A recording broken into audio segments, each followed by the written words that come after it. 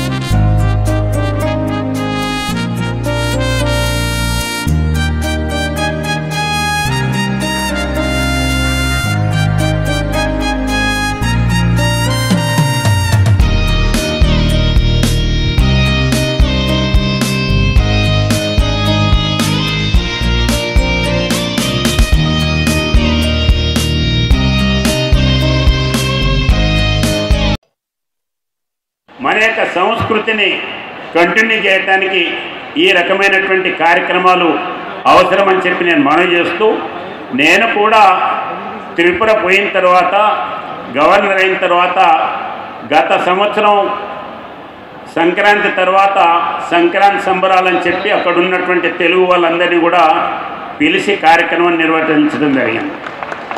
ముఖ్యమంత్రి గారిని పిలిపించాం.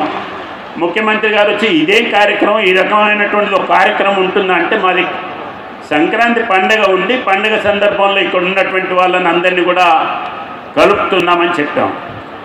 అయితే ఈసారి 26 జనవరి మరుసటి రోజు పెట్టాలనేటువంటిది నిర్ణయం చేసుకున్నాం. ఎందుకంటే అక్కడ ఉన్నటువంటి వాళ్ళందరూ కూడా ఊర్లలోకి వెళ్తున్నారు కాబట్టి ప్రతి సంవత్సరం 26 జనవరి తర్వాత వచ్చే నెక్స్ట్ డే ఆ రకంగా చేయాలనేటువంటి దీంతో అక్కడ కూడా తెలుగు వాళ్ళందరినీ కూడా కలిసి ఈ యొక్క కార్యక్రమాలు నిర్వహించడం జరుగుతుంది. తెలుగుతనం గురించి, మన అమ్మ గురించి, తెలుగు అంటే ఎవరు?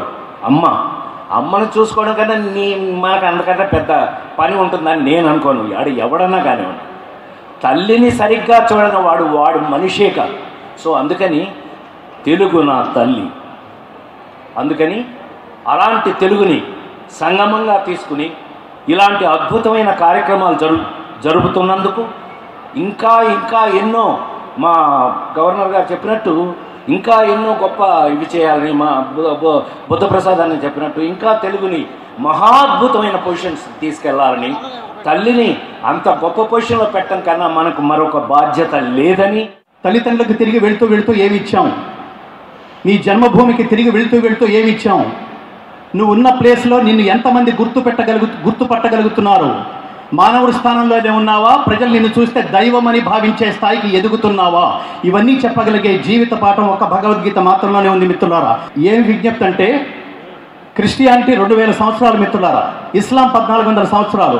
భగవద్గీత భారతదేశానికి స్వాతంత్రం వచ్చే నాటికి శ్రీకృష్ణ పరమాత్మ అర్జునుడిని నిమిత్తంగా చేసుకుని ప్రపంచానికి బోధించిన సార్వజనీయమైన జీవిత పాఠం బోధించి ఈ సంవత్సరానికి 5125 సంవత్సరాలైంది మహాత్మా.